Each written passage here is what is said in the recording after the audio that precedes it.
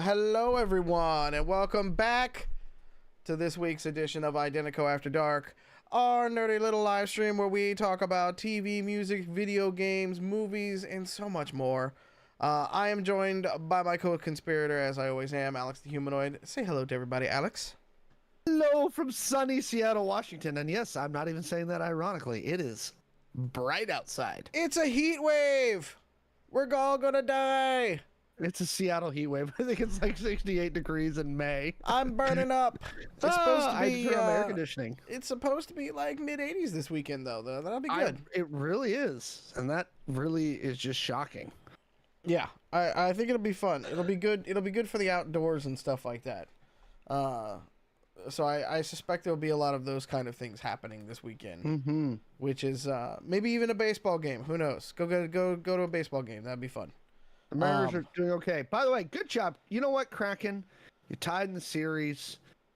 You've made it to the semifinals. You won your first playoff series. In your second year as a franchise, even if you don't make it any further, first off, you are giving all these teams runs for their money, and it has been a fun series to watch. Yes. It is. It has been a good series. They came out flat last game, got blown out. But the one before that, they won 7-2. After blowing out, they blew all their goals on that game. So, but it is tied, which means it's a new series, right? It's anybody's game at this point. So yeah, so they're gonna go. I'm gonna see if they're at 2 now. They're gonna go at least to game 6. Yeah, it's at least game 6. Yeah. I'm predicting it's going to 7. I don't know if the Kraken pull it off. The last one did go to 7. Yeah. And game 7 would be at home. And look, I think you're right.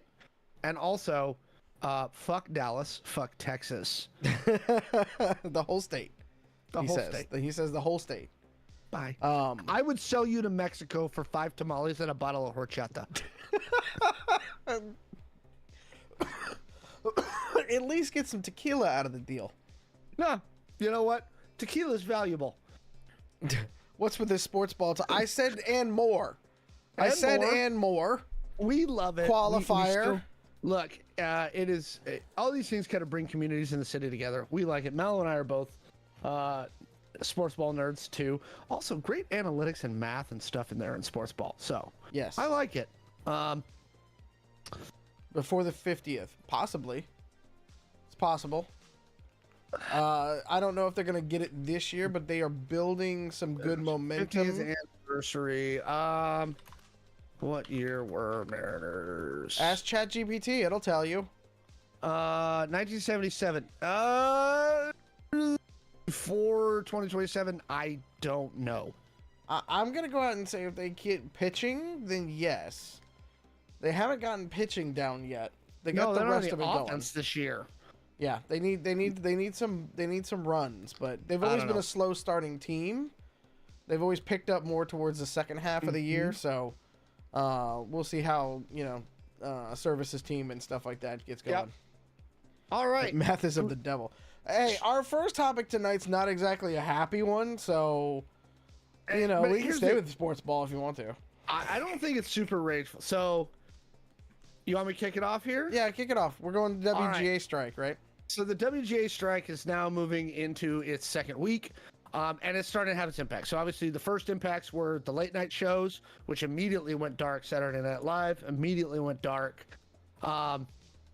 Although apparently like Seth Meyers, a couple of the other guys are covering the salaries for their cast and crews folks to make sure that they stay up, and good on them. But a bunch of stuff's shutting down.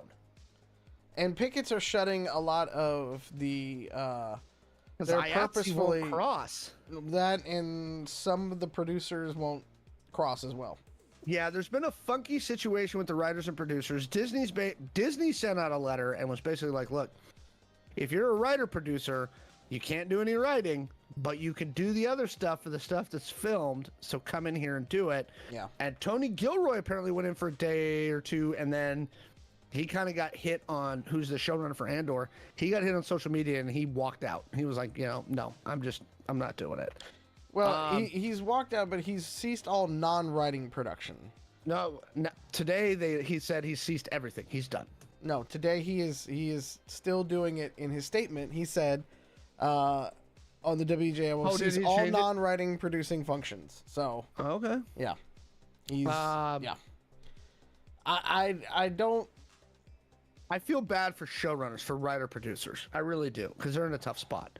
Well, they're in a tough spot, but it's also like writer producers are also the ones who seek to gain the most out of this.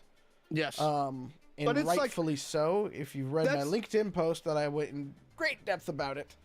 That writer producer, that showrunner position is really like that's the pinnacle for those guys. That's the top of their career. Like that's what you want to be. It's the top of the career, but it's also one of the things that they are looking for in this writer strike is to have a certain number of writer producers on a project, which I think is handy. And the op-ed that I wrote for online was talking about the importance of having, because they've been running what they call a lot of mini rooms. So if you that's a problem. And part of what all this is getting into, right, is mini rooms. So they will only have like a couple of writers on a show, which means you are overworked. And then the opposite side of the piece of it is with the streaming royalties and stuff like that. That means you are also underpaid. So, and the other thing too about these mini rooms is they're doing it in a pre-greenlight mode as a way to get around some of the WGA previous contract stuff. They're like, we're not technically greenlit yet, so pump us out like 12 scripts. Right.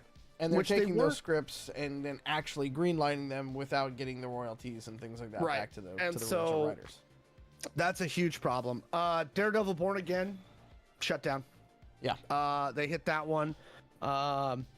Billions, Blade. There's a bunch of them that they've. Blade is the one that I'm like, I don't know if this movie's ever gonna hit. I think Blade's done.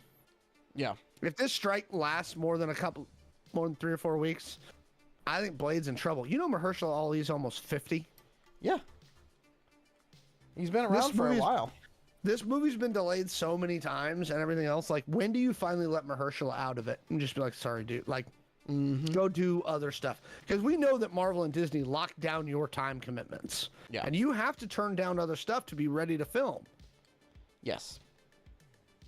I would like to acknowledge chat at this point in time because they said if we get Revenge of the Fallen again, it's the worst thing to come out of the writer's strike of 2007. I disagree. The worst thing to come out of the... No, the worst thing to come out... No. You know what the worst thing to come out of the writer's strike from 2007? Fucking Donald Trump!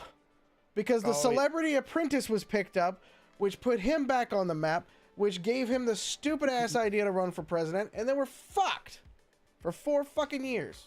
Sorry. Yeah. Hey, look. That's pulling a thread, but it's there. Where's your red backlight? Normally, I've got the red backlight. I've been lazy and I don't turn it on. I'm just saying, man. Also, the Celebrity Apprentice was fucking terrible. It was. Like, yeah. So that's one of the things that we got out of the 2007 strike was a bunch of new reality TV shows. Yay. Stranger Things is done. Game of Thrones spin-off. So, The Hedge Knights shut down. House of the Dragons continuing to film. The Lord of the Rings Amazon series. The showrunners have walked off. They only supposedly, as of about 2 days ago, had about 17 days of filming left. Yeah. But they need their writers on. The problem is that if they get to filming anything and they're like, oh, that sounded better on the page than on screen, they have nobody to punch this stuff up except the actors and the randos on set. Hey, Dog Dad, how are you doing? No argument on that. Changed my display name, by the way. Nice. Nice. Oh, that's so shady. Okay. Yeah, here's the other beautiful part. So, the SAG contract is up June 30th. SAG's up, and then DAG is. And so is DGA. Yeah. So I heard some other people on the internet be like, I think the writers have picked a bad time and the studios are going to win this. Da, da, da, da, da. And I was like, you're not paying attention to 6 weeks from now.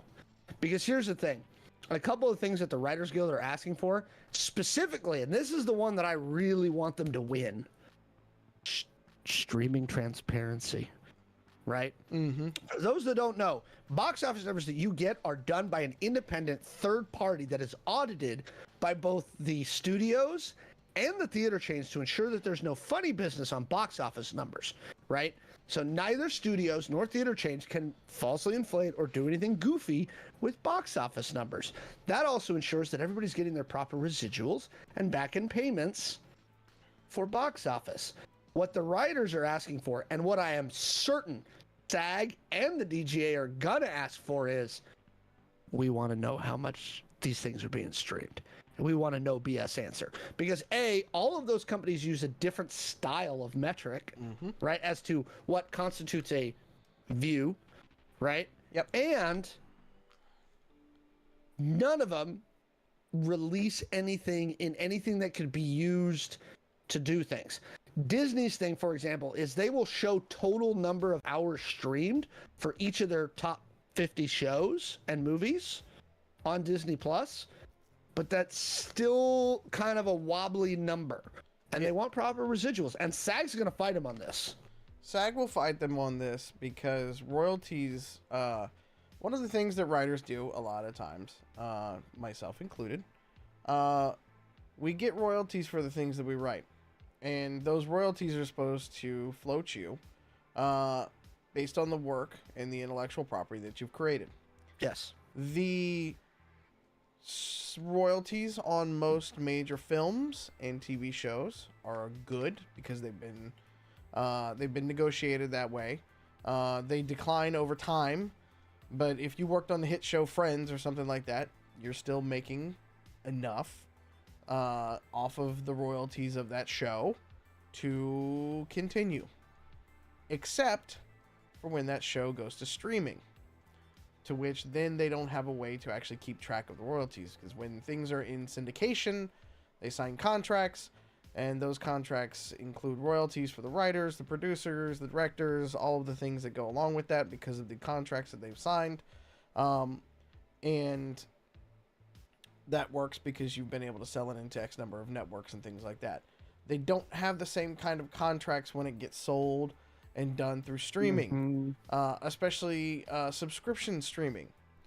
What this ultimately means is that the 11,000 unionized writers in Hollywood are making bupkis when it comes to streaming. And that doesn't, and unless they have negotiated their contracts directly with like HBO or Amazon or Apple or something along those lines for a straight to streaming kind of deal. SVOD is the contract term they use. Yes. I didn't know we were getting that inside baseball with them, but yes, SVOD is the kind of term for it. They're out of luck, and that's the problem. So a couple things that I think are going to end up biting the producers, the AMPTP, which is who's negotiating on behalf of the studios, right?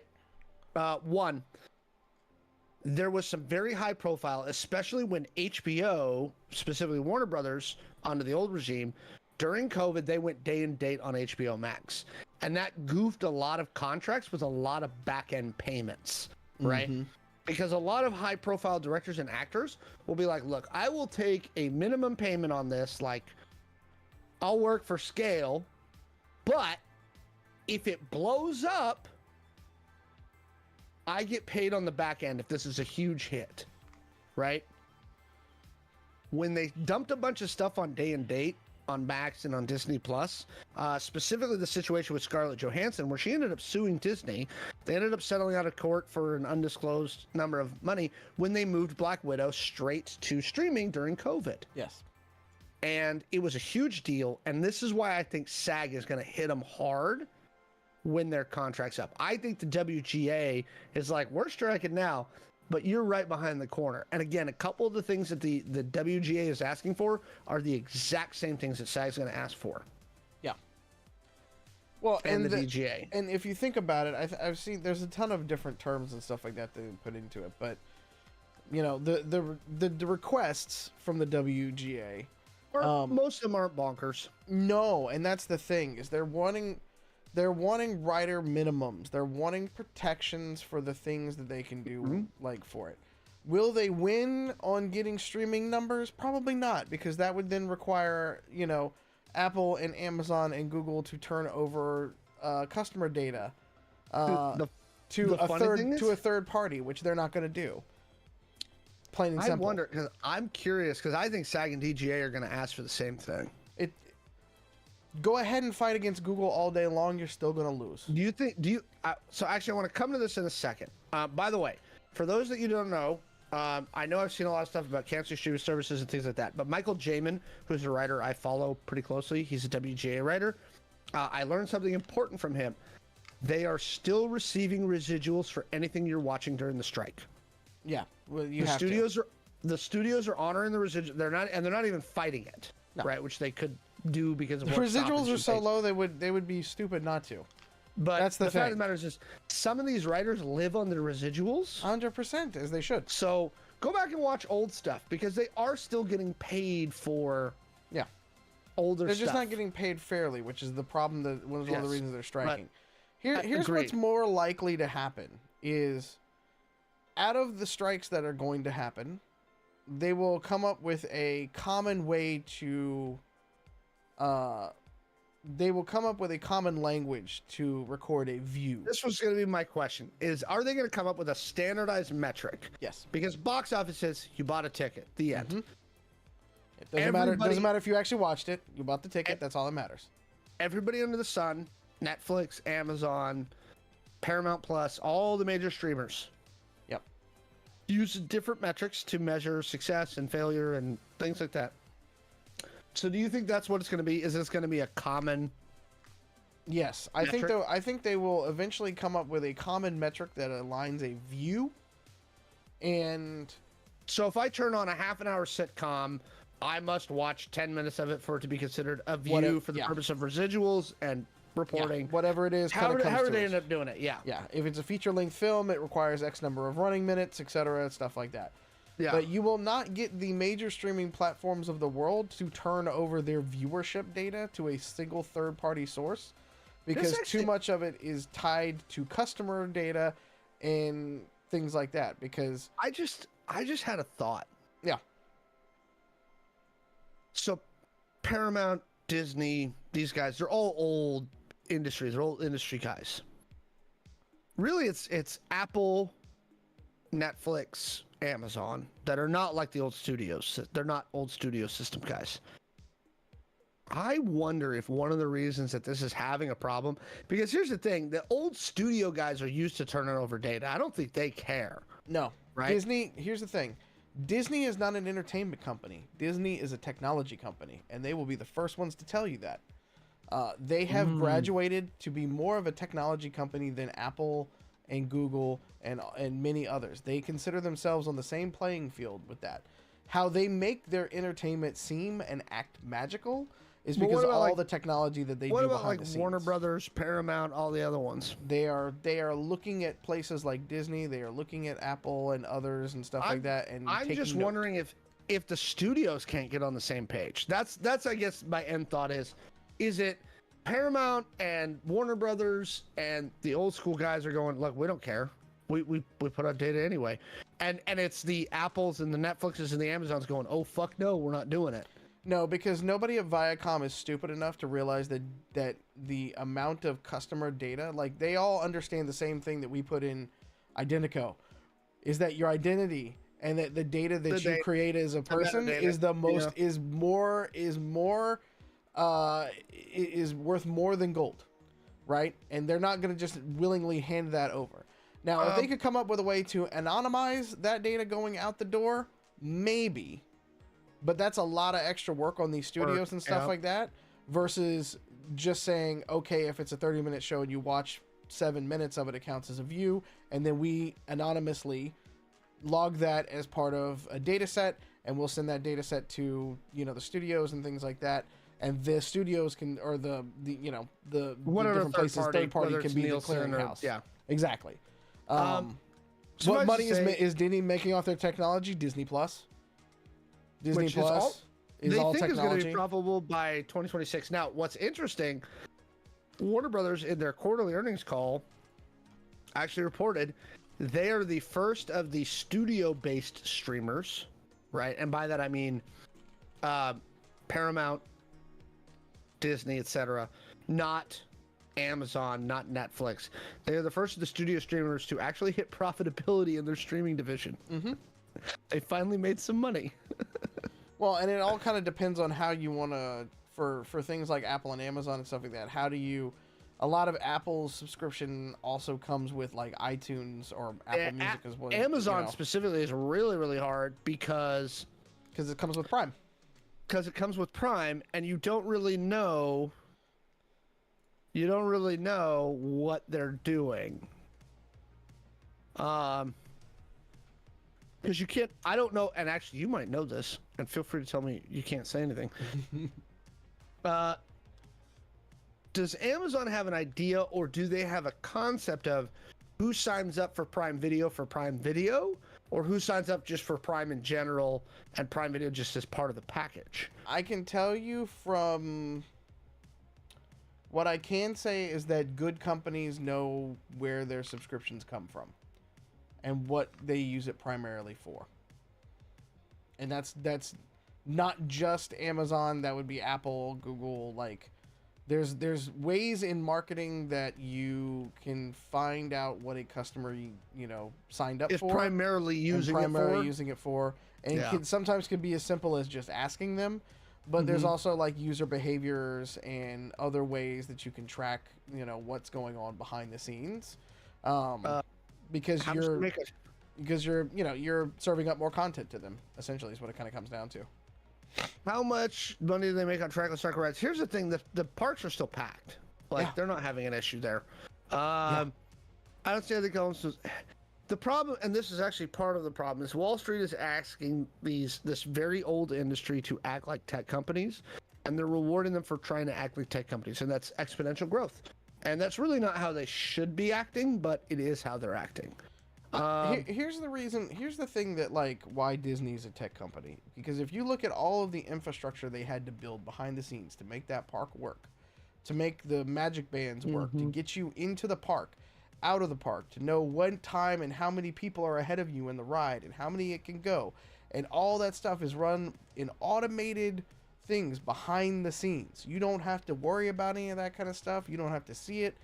The way their payment infrastructures work and the way that they cover their entire park in Wi-Fi and make everything work, they are a technology company more than an entertainment company. Plain and simple. What they serve you is in content is entertainment. But what they do is on those things. I'm just waiting for Apple to buy them. It is entirely possible. I wouldn't put it past them. Let's put it that way. Suffice to say, Mallow and I stand in solidarity with the WGA. I want them to get pretty much everything they're asking for. I don't think none of it is unreasonable demands. 99% of it is not unreasonable. Yeah, exactly. Yeah. It's all things that are honestly going to be healthy for it. And we'll go ahead and address the elephant in the room. ChatGPT is not writing a good script anytime soon. No. Trust me, I've tried. I put it through its paces. It can't write for shit. Writers have nothing to worry about in that particular portion of it. 5 years from now? We'll see, but you still have to have humanity in art. No. I understand their fear because you know why? Because there's a lot of suits and middle managers that think that they can do that. Yep. Humans and people watching it will know and can look at it and go, this was not written by a person. This is not this dialogue is worse than George Lucas's. What the hell? Anybody that's watching these kinds of things could know. But it's the suits in the middle that tend to kind of think that they can hack this system or that they don't need writers or they don't need artists and things like that. Those are the ones you gotta have to worry about sometimes because they see the next big thing and they want to jump on it. Yep. Without thinking about the long-term repercussions. They just see, I can get it to do my homework for me, and for less, costs, I'm going to go do it, Mm-hmm. I can confirm AI writing is not there. Yep. Yeah. Again, we stand in solidarity with the WGA. Keep going, guys. Look, and the Screen Actors Guild, and the Directors Guild, and the Producers Guild, because they're going to strike here at the end of next month, and the thing is right now, some of the studios are operating under this function where shit can keep happening because any scripts that are already done and locked can keep getting filmed. When SAG walks off the lot because they're striking and the directors strike, that's it. That's the ballgame. The producers have nothing. The AMPTP's done. They're just trying not to get to that bone zone where they have to deal with multiple strikes at one time. It's gonna happen. That's what they are scrambling behind the scenes.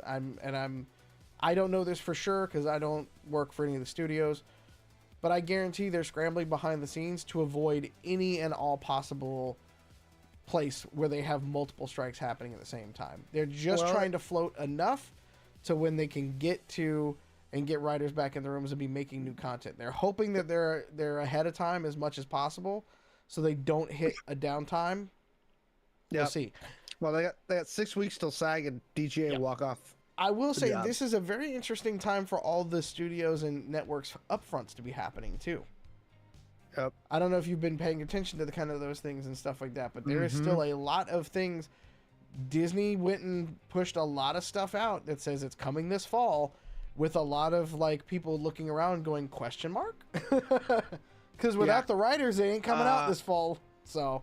VT in chat says it's Quantum of Solace, and Quantum of Solace was a WGA strike issue, and everybody who looks back at Quantum of Solace is like, why is this movie so weird? It's because the writers went on strike, and again, you can write things on page, and I used to do short films. You can write things in a script on page, and it will sound one way in your head, right? As a writer, and I've written screenplays. When you see it acted out, it may come off differently. It may do this. This is why they put writers on set, because they're like, oh, that didn't work. For that matter, you can barely have a script supervisor with the WGA. Exactly. They can be there to make sure, but like with this strike, you can't change a single word on the page. So if it sounds if you're funky, a WGA member, no, the actors, the directors, they can't do any of that stuff on things. So like that's the thing is like if it sounds weird with Daniel Craig saying it and he wants to change the line because it sounds better in his head, he can't do it. And he's come out to say that was exactly why Quantum of Solace sucked. Because he said he was trying to punch up his own lines with inflection and like minor word changes. Good and luck. I feel bad for him for that particular portion of it too, because he tried his best. But that's why writers are important. Moving on. Next one. I want to talk about Critical Role. All right. Let's talk about it. We talk about Critical Role a lot, but they're creating a lot. You and I don't actually talk about Critical Role on this show a lot. Well, that's true. We get a lot of people who try to talk to us about Critical Role. And we kind of throw our hands up in the air and go, they're cool, I guess. Never met them. We criticize some of their tactics on people that have been on their cast. Have we? I think so. Again, they seem like perfectly nice people. I don't know. One day I'll meet them and we'll talk about some stuff in real life about stories and things like that, because they've decided to join the realm of game makers. They've got 3 new games coming out, actually.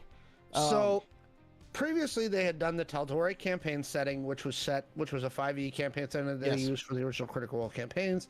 It's the Vox Machina stuff. But they just announced a new game. 3 new games. Yes. The first is a deck building game called Queen by Midnight.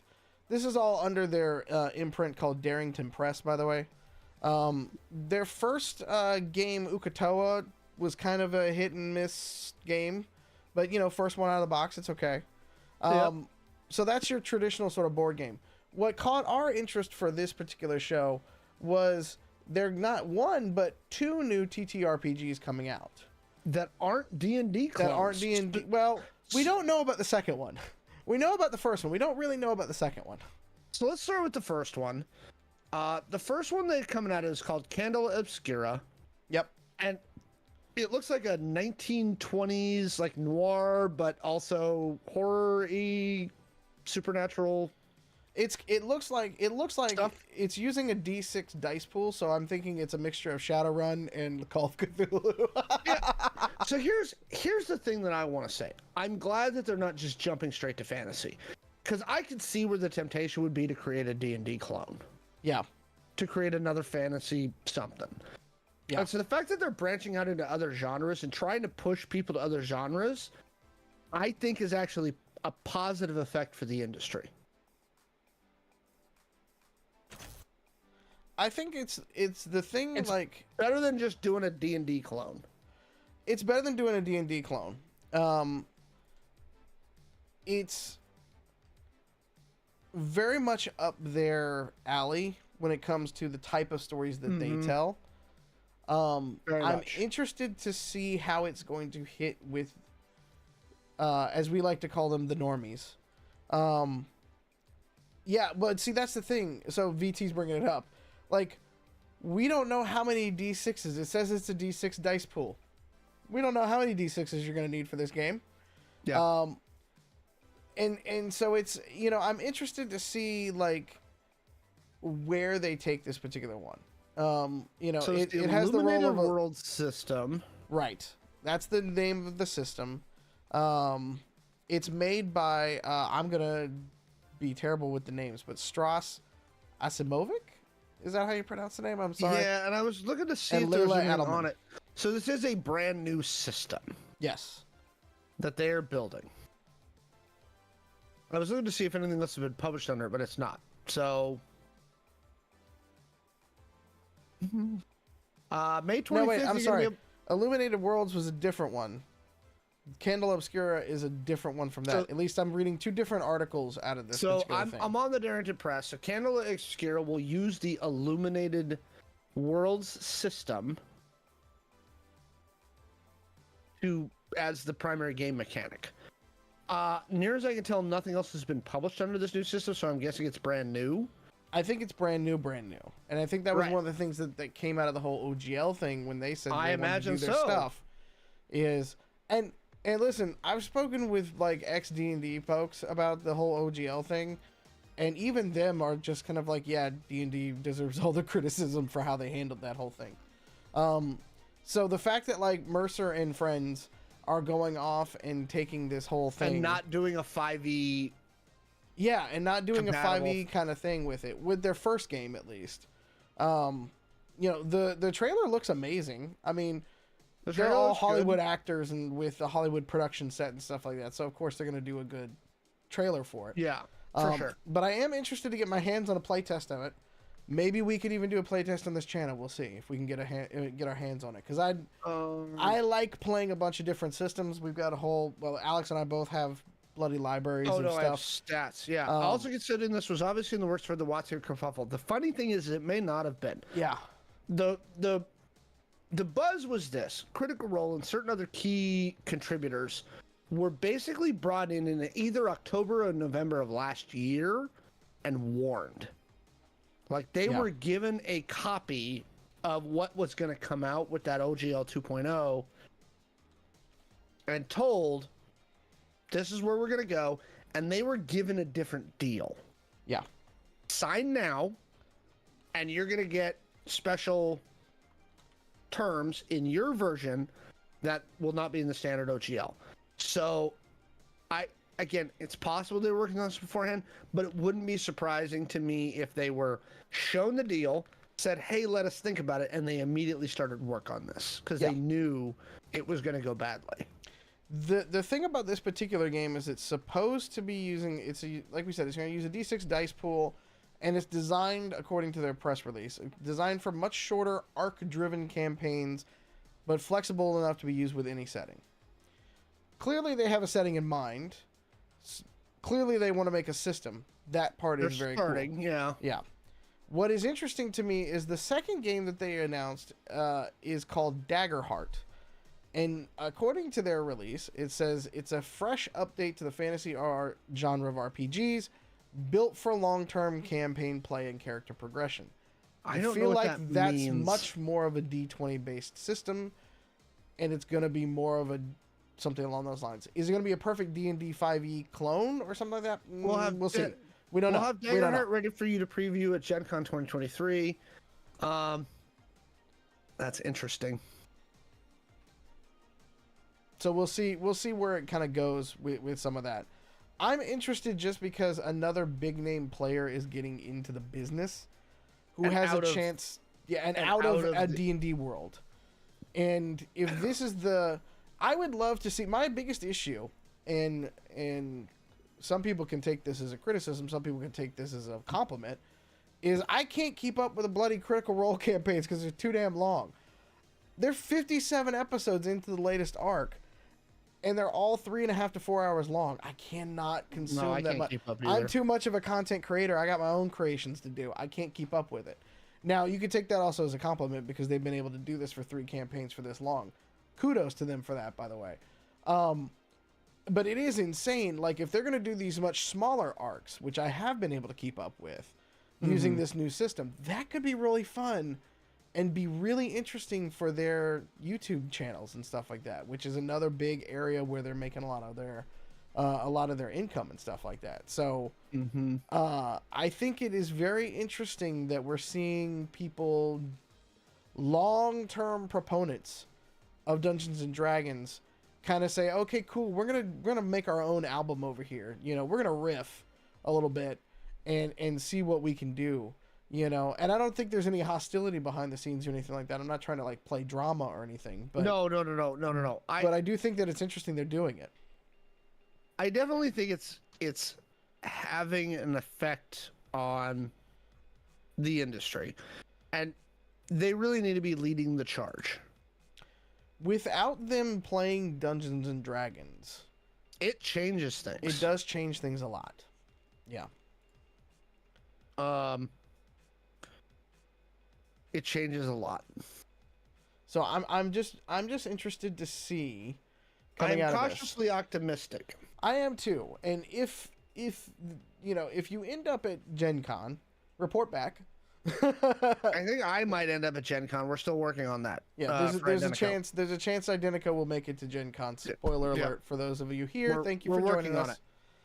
We have friends down there who are helping us get in. Here's what I'll say. I'm cautiously optimistic. I really want them to do something different. Yeah. I do. Also, I want to leave our community with the same thing that I said last night. Can the TTRPG community stop eating each other for about a month? Just a month. Okay? Y'all have been on a fucking tear since the beginning of the year. Okay. We had more last week. Okay? Oh, I missed all of that being and I am absolutely sick of it. Okay? Absolutely sick of it. Let's be done with that, please. Okay? But we taste so good. Chat remains undefeated. Chat remains undefeated. You taste so good, but when you eat each other, you just strengthen the Fantasy Flights and the Wizards and the other big players, and that's it. Also, to address a question I got in person, are Mallow and I going to address the orc? Let me say. So we signed up for updates on the orc from Paizo when they announced they were coming up with the new license structure. Yeah, hold on. Before you go off on that kind of thing, because I haven't had a question about that in a while. Because I'm with Chad on this one. What brought on that diatribe? What did I miss? God. Jesus Christ! I'm Washington and Hamilton right now. What did I miss? Like, in addition to the shit that happened with the Creators Summit, right, in which there was words exchanged across tabletop RPG communities. Like people getting mad at people for going to the Creator Summit, or people getting mad at D&D for showing things in a work in progress format, or like all of the above. Everything. Okay. They were just mad about everything. Oh, okay. Last week, the Diane Jones Awards were announced, and one of the people who was given the award, for this year for the game design, is an active duty U.S. Army officer strategist. Okay. And a lot of people were like, hey, by the way, so are we, we're just encouraging imperialism now and da-da-da-da-da. Deeply involved in the D&D community. And the responses when people were questioning his nomination, winning of the award, from other members of the TTRPG community, specifically ones connected to certain circles, was, oh, you're going to criticize him? We're going to blacklist you from every major company. So hold on, because I'm having a hard time following. Yeah, chat, you might be with me. So somebody made a game legitimately. So they happened to be in the army. People shat on that person because they were in the army, and now they're the ones that are getting on the naughty list. Am I understanding correctly? Okay. Yes. So somebody went and said something stupid and got repercussions for it. Well, specifically was this. To get deeper in, and again, I don't want to go all the way down into names and shit like that. We won't. No, let's not get super stupid, but I'm just trying to bloody follow. And again, it's stupid. And what it is it's some people who are very, very deep. So the guy who got nominated, who is a newest army strategist, has done consulting for Wizards, is very deeply connected in the D&D side of the community. Okay. And when people were like, yo, you could find other marginalized creators and other people to be highlighting, other people who are deeply connected to the D&D community said, oh, since you want to criticize our friend, we're going to make sure you're blacklisted.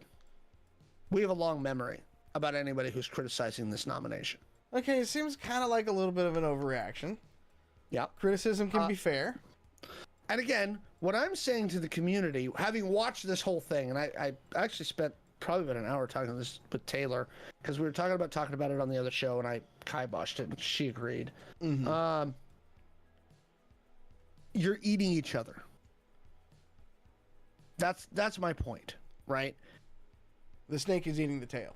The snake is it's the worst fucking Ouroboros, and it's bad. Like, and all you're doing is fucking the indie scene up, right? It's noise. You're having these fucking like tests, as if you have to meet some sort of ideological bar before anybody's allowed to say you did a good job on something. Yeah. Right. And then, of course, the guy who made Zweihander. Is that from Andrews McNeil? Yeah, you know who I'm talking about. Is that the one I is that one that starts with a Z that I mispronounce every possible way? Okay. Yep. Okay, yep. Just checking. And then he decided to weigh into the middle of the debate, and it was a fucking mess. Right? If you've been anywhere near Tabletop RPG Reddit and Twitter in the last week and a half, it's just, y'all need to stop eating each other. Stop it. Stop it. That's all. Stop it. Stop being assholes. I'm gonna hit you all with the fucking spray bottle. These are my cat. Motherfuckers.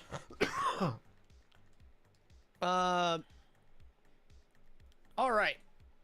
I did have to go back and look up. Sorry. I'm going back to something. Sorry, I'm also getting over allergies.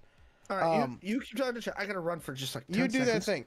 Chat, I had to go back and look up Ashes of Volcana, because that name sounded super familiar with me. And then I had to go back through the thing, and I started looking it up.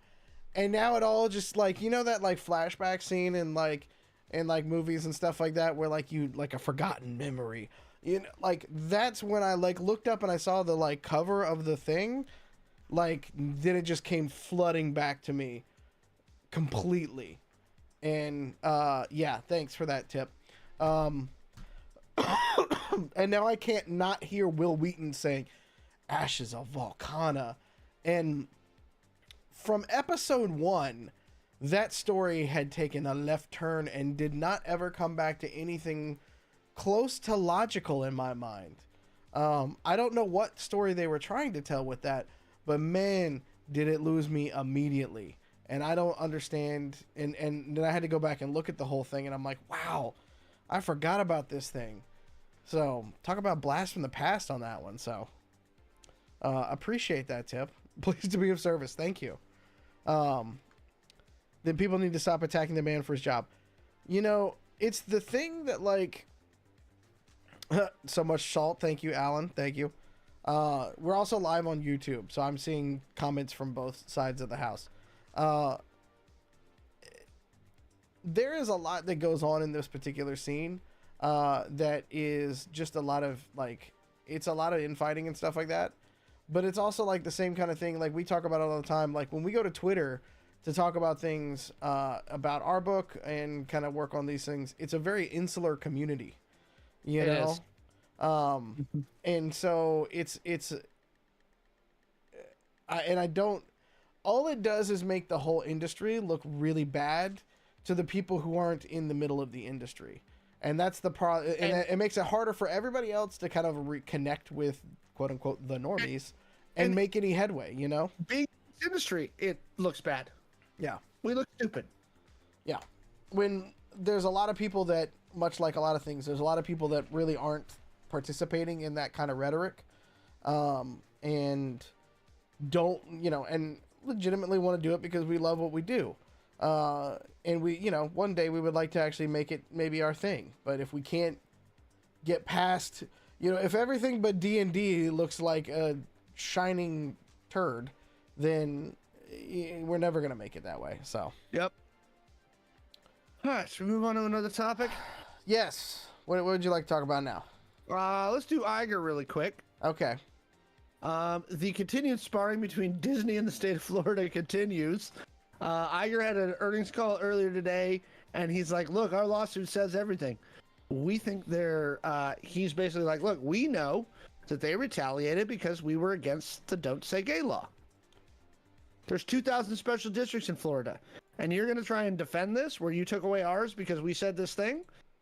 Screw you. I don't see how DeSantis wins this one. I think he's done. I don't think he does. My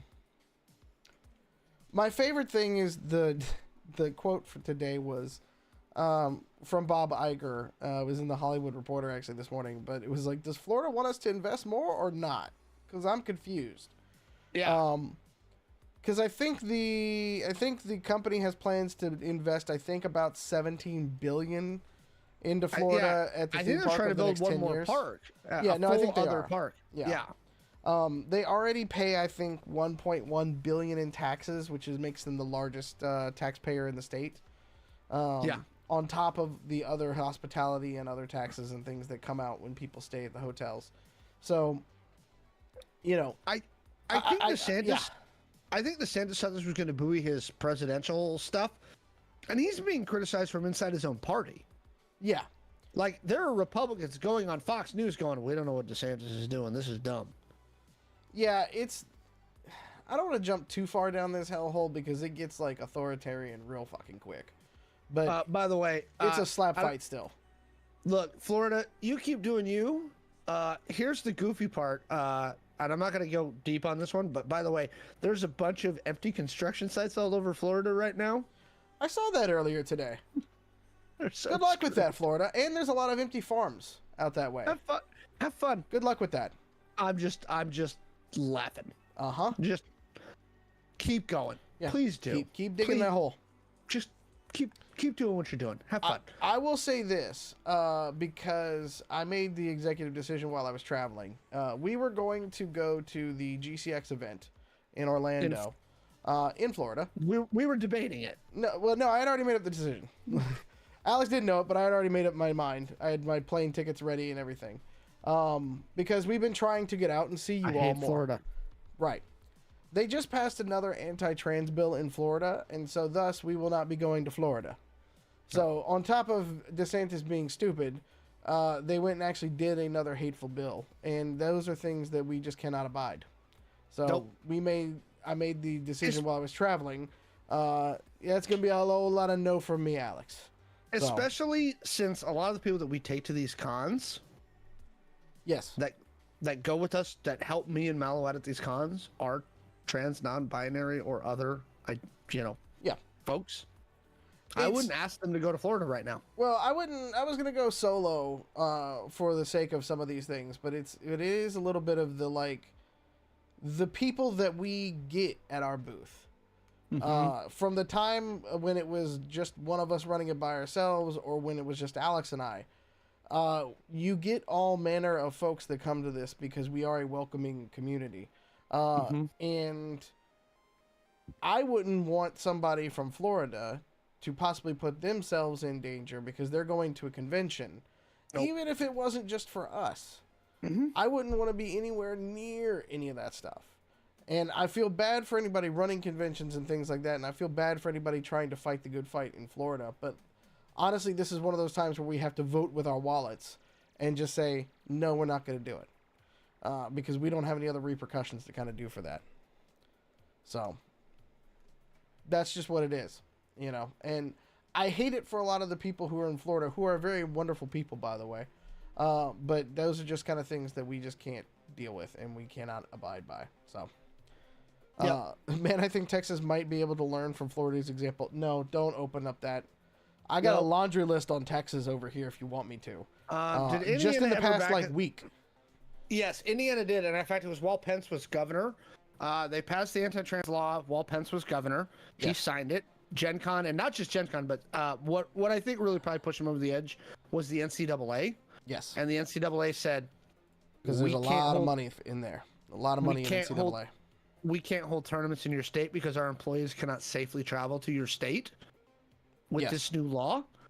And we have employees who would not be able to travel there. So the NCAA said, we're pulling out. And I think it was like about a week and a half later, Indiana reversed the law and Pence signed the reversal because ultimately at the end of the day, it's about money. It is about money. You have to vote with your wallet. And that's why, that's why Disney just continues to, every time somebody from, you know, Florida speaks out on this kind of thing and talks about the retaliations and stuff, they just keep adding pages to the lawsuit because they keep digging themselves a larger hole. And then they just keep looking at it and going, okay, but we basically help run your state.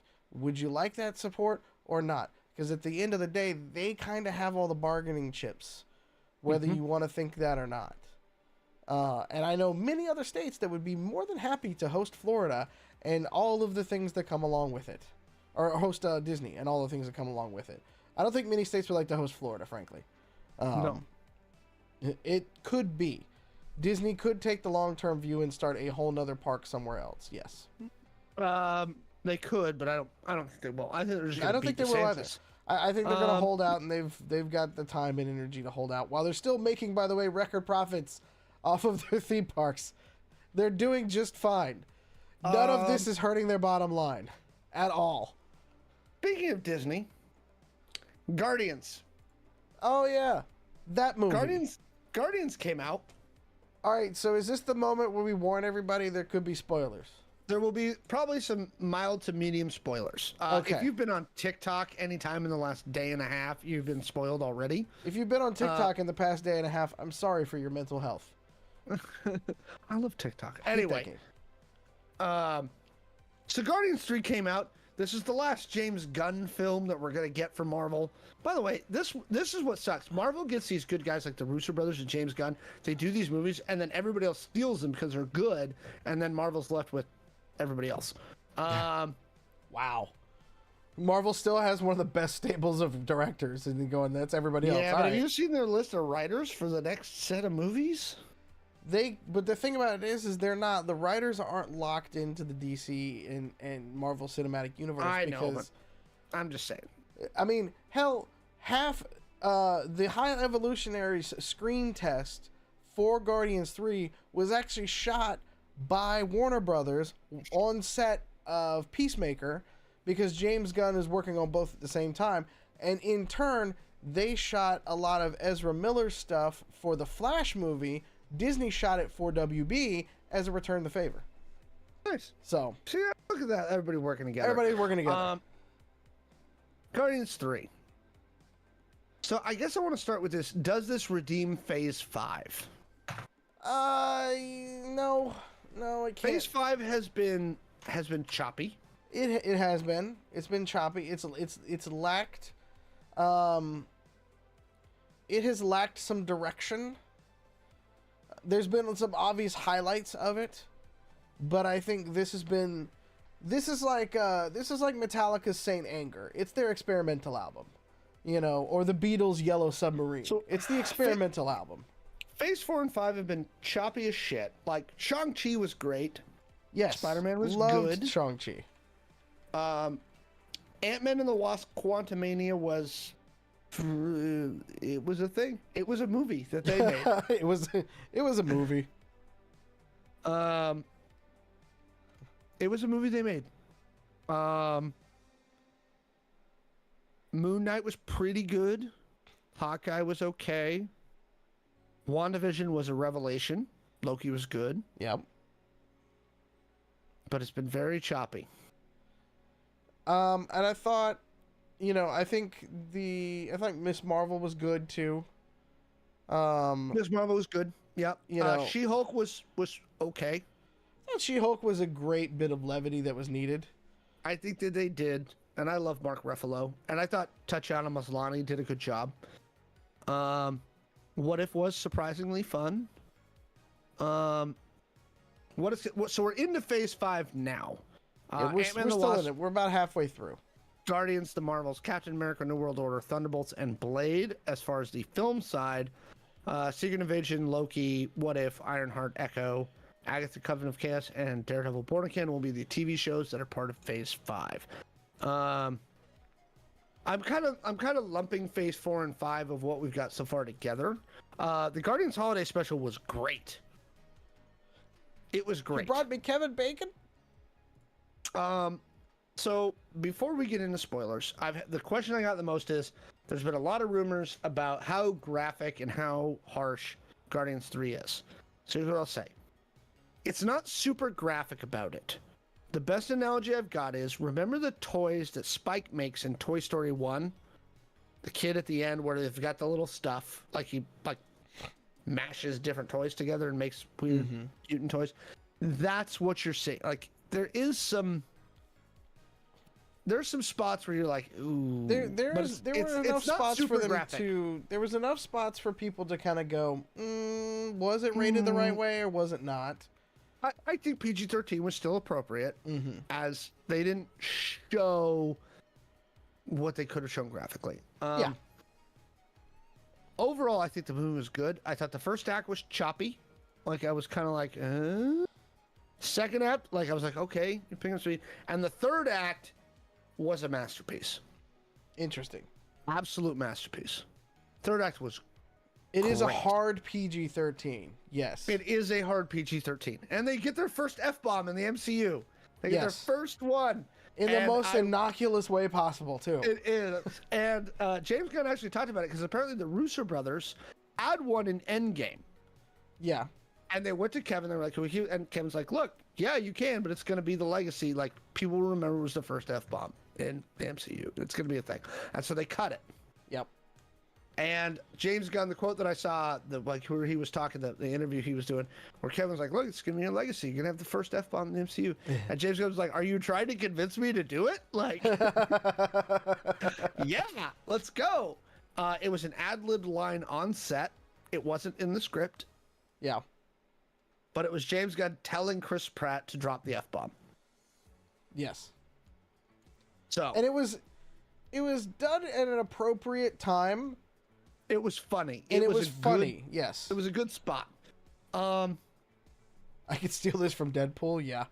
While he's a smidge heavy-handed with it, Guardians 3 changes the entire perspective of the entire Guardians trilogy. To a degree. I mean, he basically says it out loud. Right. Without going into spoilers. Okay. The audience is led to believe that Star-Lord is the main character of the Guardians of the Galaxy. And he's legendary after all. In the film, he says out loud, right? That it actually wasn't. Rocket was the main character the entire time. The whole Guardians trilogy is actually about Rocket. Because you sell the Rocket merch. You sell the Rocket and the Groot merch. You don't sell the Chris Pratt merch. And it's not just that, but the thing about how important Rocket was to Infinity War and Endgame, he was the only one that didn't get dusted. Yeah, him and Nebula. That was it. Nebula, yeah. Right? And he comes to bring back Thor. Yep. Right? With Hulk. Like all of the important stuff in Endgame and was all he takes Thor to get the axe. All the stuff revolves around Rocket. Rocket is the main character. If you've read the comics, though, you're not surprised by any of that. Let's put it that way. No, and it all makes sense. Yeah. I guess that's why I was kind of like, when you were like, oh, it recontextualizes everything, I was like, does it? But I guess if you've only followed the MCU, then yes, that's true. Star-Lord appears to be the main character. Rocket is the main character. Rocket is the entire focus of the entire trilogy and all the other stuff they've done with the Guardians in the MCU. Yeah. The ending was great. Again, the third act is phenomenal. Again, first act, very choppy. I was kind of like, Yeah. The introduction of Adam Warlock, though, that was weird. That was weird. It was fun, though. It was a fun fight scene.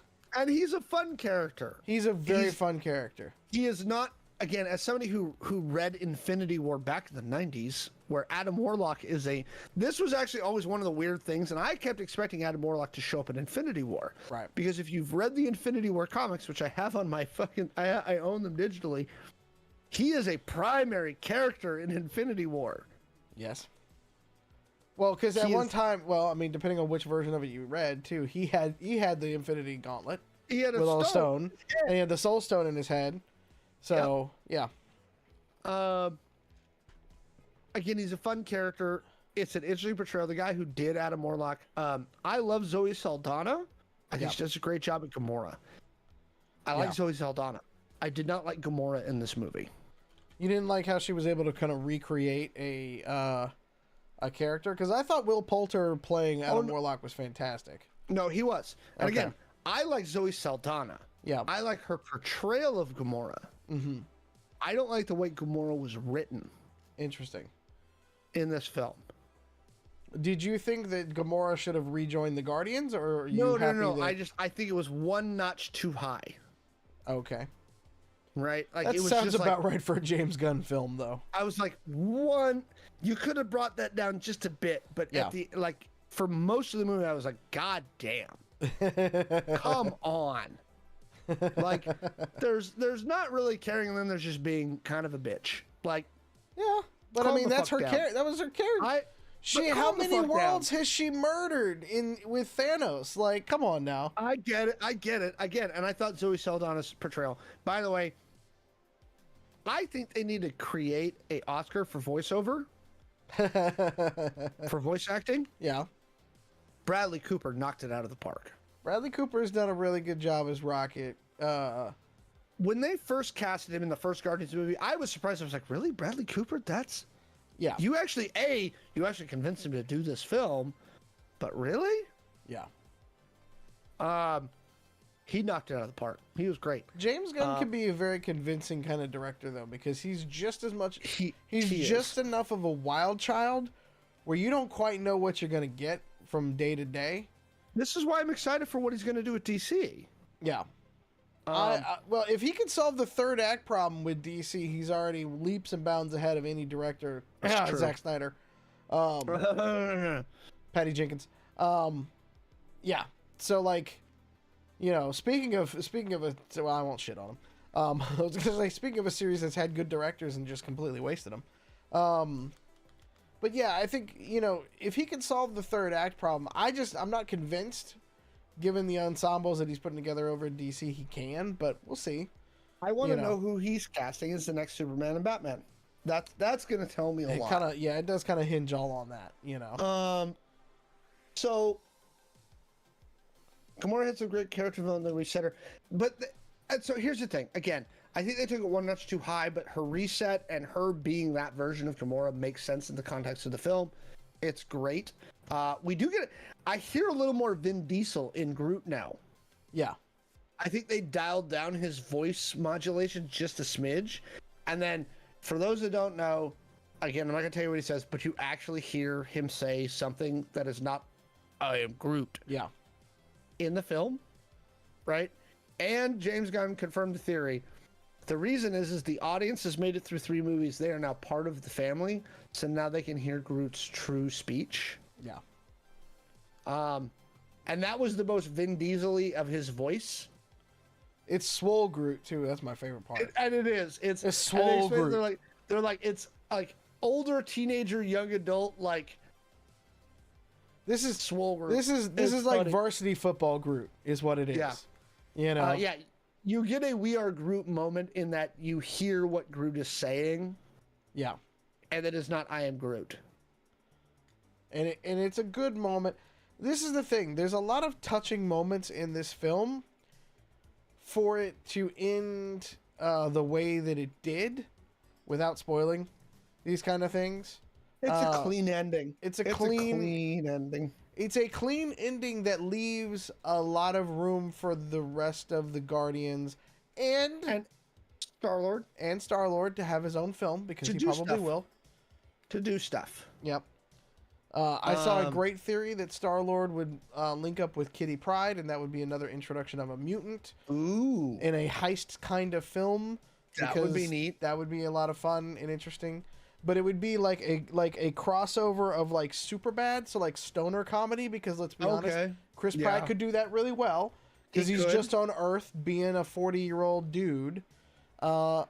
With like... Spoilers, by the way. Okay, that's a mild spoiler, yeah. A mild spoiler. He's a 40-year-old dude on Earth. That's his mild spoiler.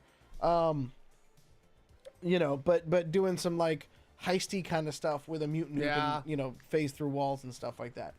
That could be a lot of fun. If you've read the comics, when you see the post-credits and kind of how everything turns out, if you've read the comics, none of it will really surprise you. Yeah.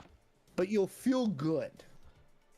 You'll be like, oh, that's a warm fuzzy. That's good. And it follows, like, it does not... There's precedent for what they do. Yeah. And let's be real about it. This is Rocket's story more than anything. To Alex's point earlier, if you want to take that for all it's worth. All right. Mild spoilers. Mild spoilers. Okay, mild spoilers. Turn off your hearing. If you don't really want to know anything, yes, there's a couple of points in the trailers where it looks like somebody's going to die. None of the Guardians die. Snape kills Dumbledore. They all survive. And gain people. Yeah. Okay? They all survive. Really, to me, the interesting thing is seeing how they all end up at the end. Actually, and by the way, special shout out to Karen Gillan. Yes. Who just crushed it in this movie. More than, I mean, she's had some fantastic one-liners. And she's had a fantastic run as Nebula. Yeah. But this one I thought was next level. Yes, I agree wholeheartedly. He really brought it in this one. Yeah. And I was super impressed. The thing is, so chat's saying I actually don't mind knowing that. What's good about the way that they're doing this is that they are setting up. We'll say some of the, if you keep up with contracts in Hollywood like we do, you know which Guardians are going to leave the series because they haven't renewed their contracts with Marvel.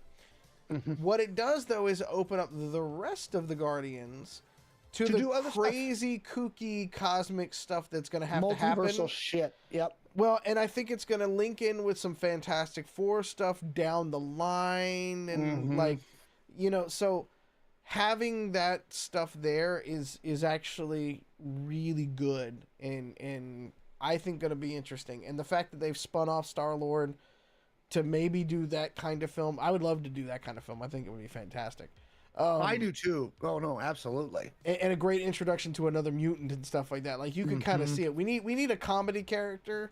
If Ant-Man is done after the third one for now, we're gonna need a comedy series, you know. And so like I could see some of that stuff happening. As far as the trilogies go, right? So you got multiple trilogies to make it. So you got Iron Man, Thor, Cap, Guardians, Ant-Man. Yep. So I saw some debate online. Is Guardians the best trilogy of the series? No. Okay. Which one is? I still think Cap is the best trilogy. If you take them just as a trilogy, so Captain America, Winter Soldier, Captain America, Civil War, that's the best trilogy in the series. Yes, I would agree with that. It's stuck to its story beats and everything like that. And none of them were bad. Yeah.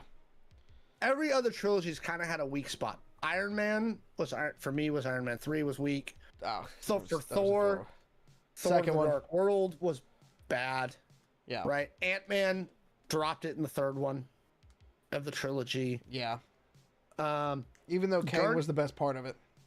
Guardians probably comes in number 2. Yeah. For me, right after Cap. The second Guardians movie kind of lost me a little bit. I can understand that. There's a lot of people that feel that way. Yeah, but I think that's what makes it number 2. Really strong, and then just died at the end. Yeah, but I think that's what makes it number 2 because it redeemed itself by the end of the third one or of the second one, and there was a nice touch in there about bringing in the actual OG Guardians of the Galaxy, Sylvester Stallone's people and stuff like that. That whole group, that was fantastic. And we get Sly back for this movie, which is great. Yes. Yep. That's all in the trailer, so that's not a spoiler. Yeah. So Sylvester Stallone's back in this film. We do get Nathan Fillion. Yeah. It's a surprise Nathan Fillion. It's his bit part, but it's funny, right? Like he's been in every Guardians film, and it's good. I like having Nathan Fillion in there. Which, funny enough, because of the so here's your Nathan Fillion fact of the day. Because of the writer's strike back in 2007, 2008, that created Dr. Horrible's sing-along blog. Yep. Which starred Nathan Fillion along with Felicia Day and Neil Patrick Harris. Yep. So there you go. Sean Gunn did a good job. There's a great running joke with he him does a and good Cosmo job the all the dog. time. Yeah. He does a great job on all of them. I love seeing him. And he's the stand-in for Rocket Raccoon. So when they're going through all the scenes, Sean Gunn is like crunched up like this in a blue bodysuit, like hopping around on his knees being Rocket Raccoon, so everybody can react to him and stuff like that on set. So it's so again, it's fantastic. Cap, Guardians, then probably Iron Man. Thor's had 4 movies. Thor Ragnarok, and so I'm just looking at the trilogy, the baseline trilogy. Thor 1 was pretty good. Thor 2 was a garbage fire. Ragnarok was phenomenal. Yeah. I feel like that's enough to hop over Iron Man, because Iron Man 2 was kind of...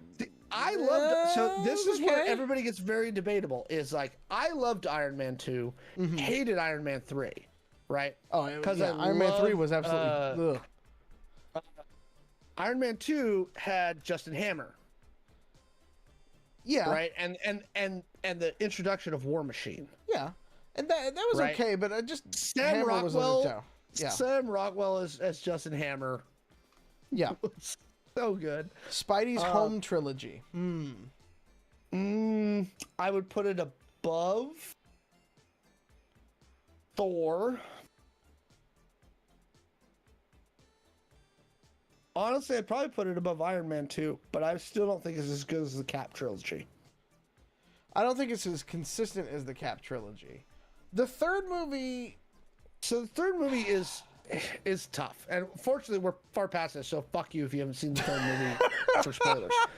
I have some issues with the writing in the third movie and some things that I think they did that I think were a mistake in the long run. Well, it was very fan servicey. Which I kind of ate up a little bit. I was like, num. Here's the thing. It was fun. I enjoyed the movie greatly. It was not a good movie.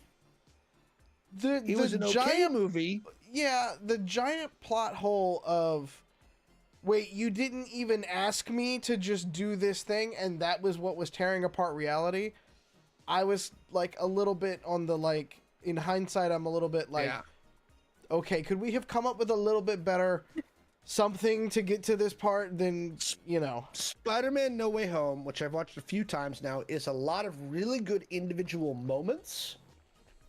Like, there's a lot of really cool scenes in that film that are really well done. But when you take them as a whole, the movie starts to fall apart. I think that's fair. And again, I enjoy the movie, but it's not a great movie. So I'm still going to put it underneath Cap. Yeah. I think Ragnarok was so good that I think I put it third after Guardians. Because the first Thor movie was fantastic Guardians, too. Thor. Yeah, and then I think it's the Spideys. No. Oh, then Spidey, then Iron Man. Yeah. And then Ant-Man at the bottom. Yeah. Which really makes me mad because the first 2 Ant-Man movies were so good. You were so high on Ant-Man. You've always been so, out of the two of us, you've so been high on Ant-Man. I love Paul Rudd. Yeah. And here's the thing. I'll tell you why Ant-Man 3 was bad.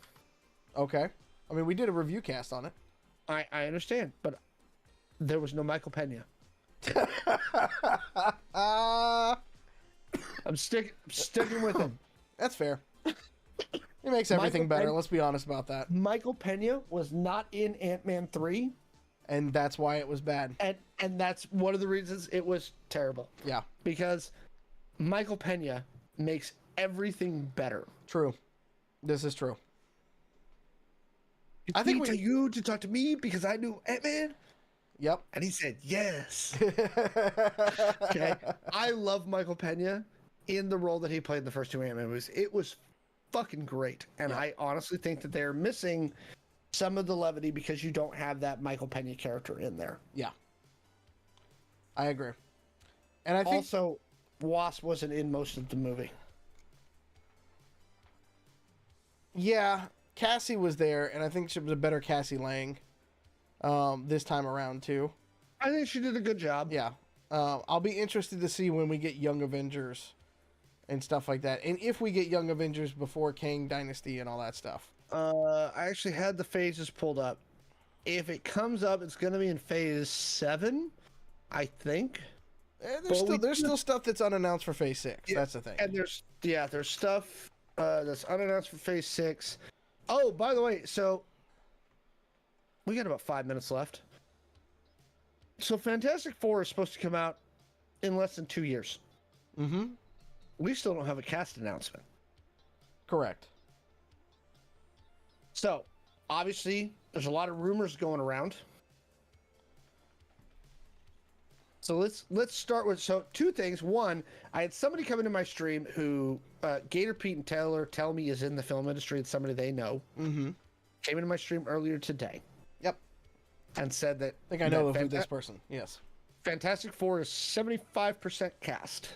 Mm-hmm. Which shows they got 3 out of the 4. Yeah. They were confident in this statement that they did live with me. Right? So, 1, do you think that's probably true?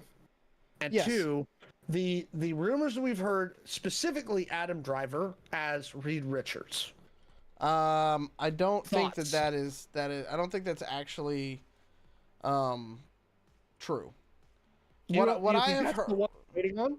What I have heard is that if somebody out there says they are cast as something or whatever like that, or close to be cast, that means they've been rejected. He hasn't. No. I'm saying that other people have said that this person is, and that if it is, then it's a good chance that it's actually not going to be them. I think you're probably getting more of like a Penn Bagley kind of thing. I don't know if Adam Driver's the person for Reed Richards that you're going to pin the MCU on going into phase 6 and 7. So the latest rumors is Adam Driver. Now, one of the other guys that I watch all the time, again, this is not a source. So the source came in today to our stream and said it's 75%. Yeah. Right? Which says 3 of the 4 are signed. Would you agree with that statement? Yes, because it's coming up quick. And they've got to get stuff going. Okay. So the one that I've seen for Sue Storm most recently was Margot Robbie. That's been there. Shocked. I wouldn't be shocked, especially since she's played Harley Quinn. She's done a lot of things in that and she likes genre comic book stuff. Yeah, she likes comic book stuff.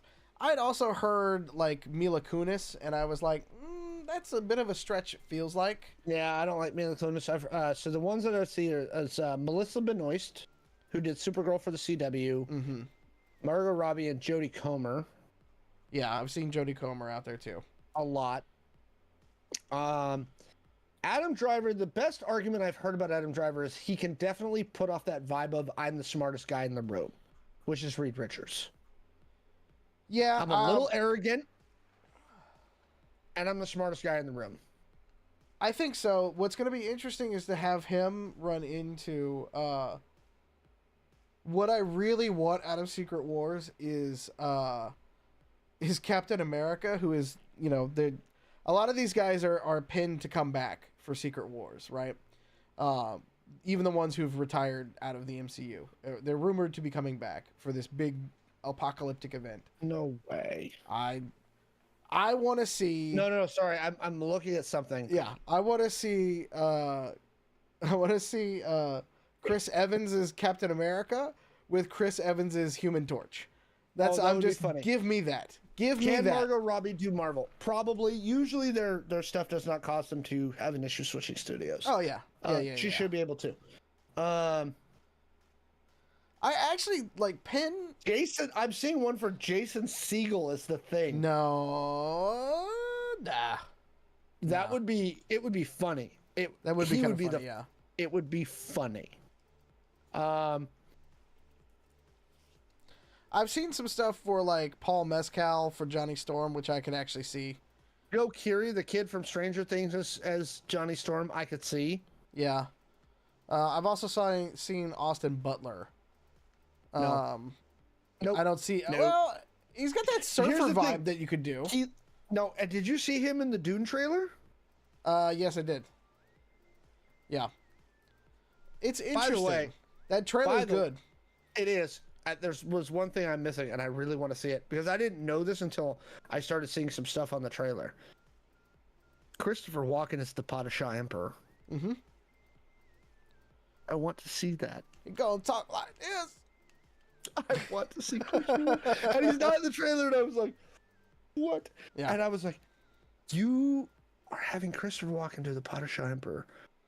Florence Pugh as Princess Irulan, like that's as typecast as you can get. Like that, yeah. I was like, when I saw that, I was like, yeah, okay, this is true. Totally, yeah. I think she required to prioritize one over the other. Tough to say. It depends on her contract. Yeah, it depends on who her agent is and who is like doing all that stuff. And the specifics of her contract, it gets funky. Most of the time, here's the thing. Most of the time, studios are willing to work with each other for the most part. Yeah, aside from the Victoria Alonso situation. Yeah, they'll keep working on that. I don't have a voice. I spent last week giving a talk on content strategy and creative in filmmaking. Like, yeah, I don't have a voice anymore. Sorry. But with that coming out, with Fantastic Four coming out as soon as it is, they've got to have a cast list soon. I think they will. I think they will. Isn't D23 coming up soon? If they're 3 out of 4, it tells me they already know who they want the 4th one to be. They're working on contract issues. Yeah. Whereas D23 for this year already over. I can't remember. Deadpool 3 is supposed to start filming soon. That's in phase 6. There's some empty spots. September 8th, like Mel said. Okay. Welcome in, Pete. How you doing? Hello. I will not be surprised if Kang Dynasty and Secret Wars is delayed. At least 6 months. Slightly, yeah. I could see that. I think they're both going to get dinged with a 6-month delay because Disney doesn't know what to do about Jonathan Majors. Well, they don't know what D23 is September 8th through 10th. It looks like D23. Okay. 23. We'll find out a bunch there. Thank you, Rick and Raz. Hope you have a good night too, bud. I would actually expect if we're gonna get a Fantastic Four casting announcement, we might get it at Comic-Con. Could be coming at Comic-Con. I mean, they like to do some special things like that. Mm-hmm. They got to announce something soon, or it's gonna leak. Yeah.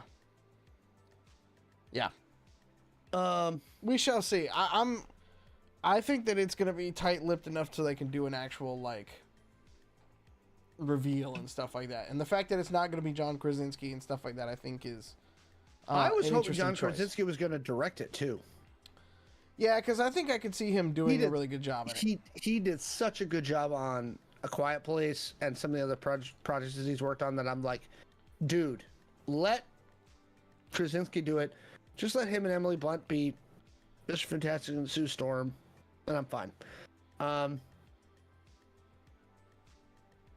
Well, and I think that's part of the whole Jonathan Majors thing that's coming out too. They've got to wait to see what's happening with a lot of that. And again, there's some complications in this particular case with racial bias in policing and some other stuff, but also domestic abuse and yeah. That's why there's Marvel a lot of stuff that has to get done. Yeah, that's why you have to wait for the justice system. You have to let it do its thing. You know, they're going to wait a while before they do anything about the Jonathan Majors situation. But there's only so long they can wait for this to get litigated before they have to move on, or they're going to have to push Kang Dynasty and Secret Wars way back. Yeah. Or recast, which is going to be a whole thing. Issue. And again, depending on Jonathan Majors' contract, there may only be certain situations in which they can recast. Correct. Yeah. I'm looking forward to Fantastic Four. I am too. Do a good job. The Marvels is the last one for this year, I think. Yeah, in November. Yeah. Yeah, we're done. I know, it's a quiet year. It's a quiet year for Disney. For them, yeah. Yeah. The first trailer looks okay. I've read the script. Or at least what I know of the script. Let's put it that way. I haven't had a chance to get my hands on any other scripts. I've read the script. Bopping around and they keep changing positions. Yeah. Well, yeah, and again, the places that I get the scripts from, if 90% of it's true, which usually it ends up becoming that way because of reshoots and all that kind of other stuff, but like, it'll be a passable film. I think not a lot of people are going to like it, but I think the crowd for this one is going to be more of I think it's going to take a little bit more of a younger crowd for something like this. And I think, if you can get those folks to the movie theaters, I think it'll do okay. Personally, I'm going to watch it. I think it's going to be a good movie. I think it's going to have a lot more levity in it than what people think, because it's going to bring some of that Miss Marvel vibe to it. Mm-hmm. So if you liked Miss Marvel, you're probably going to like this movie, and that's why I personally think it's going to be a success. But, whether it's going to be that $1 billion mark, where they want to set it in terms of like the investment and stuff like that for Disney, I don't know how they're going to view it as a thing, but it's going to bring a lot of stuff for Secret Invasion in it. So Secret Invasion is next on the plate on Disney Plus, yes, and that will come out just before the Marvels. Yep.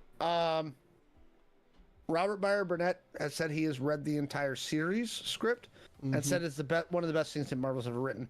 All right. I am. Is this Nick Fury's version of Andor? Then is that what this is? I think so. I think that's what it's going to be. I think it's Nick Fury's version of Andor. Okay. And I know he's in it. Colby Smulders is in it. They're bringing a lot of people back. So, look, I'll watch anything with Sam Jackson in it. Yeah. Well, it's on Plus, so you're gonna want it's free. Yeah. So, I am really optimistic about Secret Invasion. Yes. I think that's going to be really, really good. So, all right. Yep. Hey, there's a bunch of you in chat. Thank you, everybody who I'm seeing in the user list, for joining us tonight. Appreciate it. Thank you. If you haven't already, throw us a follow. We are so close to 200. If you know of anybody who hasn't followed us, go pester them to follow us so we can get to 200. I'm not above begging and asking. I don't care. It's fine. I want to hit numbers. Subscribe to us on YouTube, too. Yeah, subscribe to us on YouTube. We simulcast there every week as well. You can also watch past videos and things like that, as well as Chaos Incorporated, which just had a new show last night. You can catch up on other series like Angel City Stories as well. We have a bunch of one-shots there.